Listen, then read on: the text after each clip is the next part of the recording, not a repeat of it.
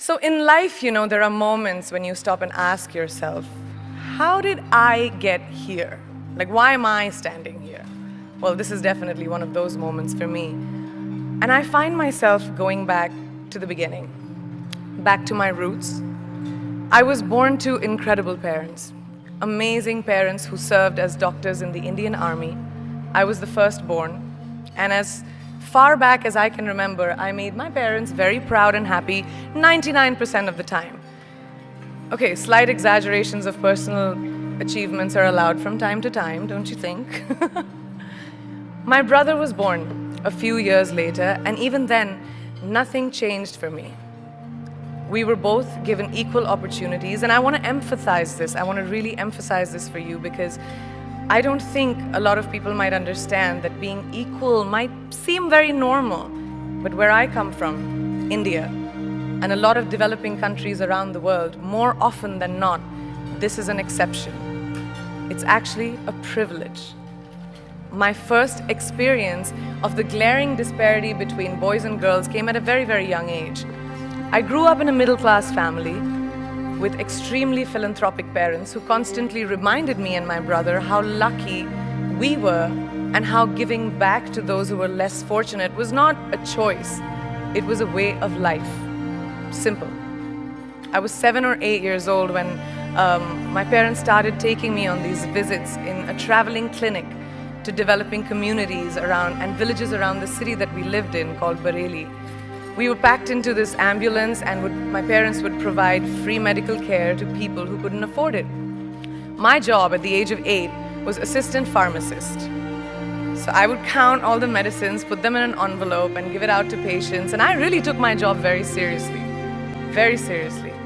But the more I went on these expeditions, the more I began to notice the simplest things that distinguished a boy from a girl, or a man from a woman. For example, girls were pulled out of school when they hit puberty because they were considered ready for marriage and babies. That's 12 and 13, while boys still enjoyed their childhood. Or basic human rights such as healthcare were denied just because they were women.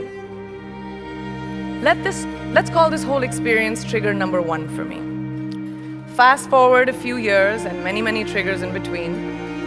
Like a producer-director, for example, early on in my career, I must have been about 18 or 19, telling me that if I didn't agree to the ridiculous terms or painfully low salary in his movie, that he would just replace me.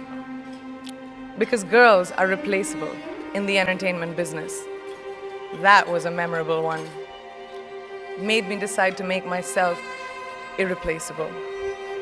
But I think what really moved the needle for me and ultimately led me to create the Priyanka Chopra Foundation for Health and Education, and around the same time partner with UNICEF, was an encounter with my housekeeper's daughter. About 12 years ago, I came home from set early one day, and she was sitting in my library reading a book. And she must have been 8 or 9 years old, and I knew she loved reading. So I asked her, I was like, it's a weekday, why aren't you in school? And she said, oh, I don't go to school anymore. So I went and asked her mother, and I said, why isn't she in school? And her mom said that her family couldn't afford to send her and her brothers to school, so they chose the boys. The reason, she would eventually get married and it would be a waste of money. I was completely blown, and it shook me to my core.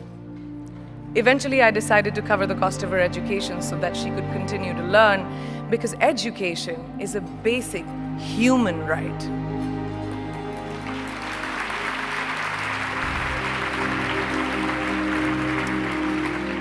And a huge necessity, especially today.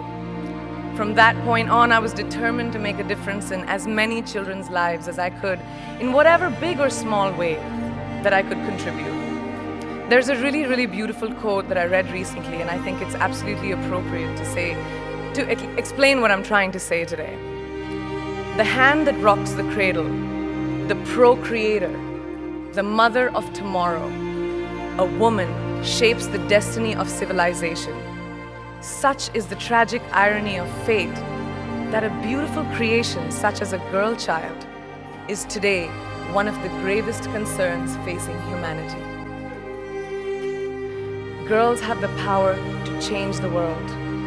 It is a fact, and yet today, girls are more likely than boys never to set foot in a classroom, despite of all the efforts and progress made over the last 2 decades.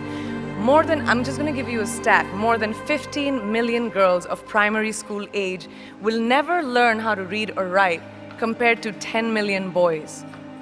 Primary school, it's the beginning of our future. Over the last 11 years, I have witnessed firsthand the incredible work that UNICEF does for children around the world, especially victims and survivors of child marriage, displacement, war, sexual violence. But there is still so much work to do. And for me, that is the fuel to my fire. The reason I'm so committed to this cause, and that is where my passion stems from, because I know that a girl's education not just empowers families, but communities and economies. A result of her education, we all do better. It's just as simple as that. As entertainers and influencers sitting in this room, I feel that it's our social responsibility to be a voice for the voiceless, which is why I applaud each and every woman in this room for being such a badass.